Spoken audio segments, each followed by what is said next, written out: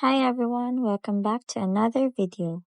In this quick tutorial, I'll show you two simple ways to change your ringtone on iPhone.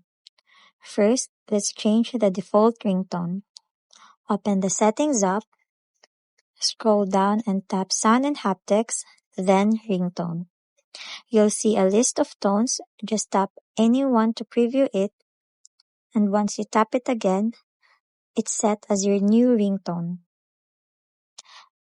Now let's give one of your contacts a special ringtone. Open the Contacts app, choose the person you want, and then tap Edit. Scroll down, and then tap Ringtone. Then select a tone from the list. Then tap Done and Done. Now, whenever that person calls you, you'll know right away by their unique ringtone. And that's it.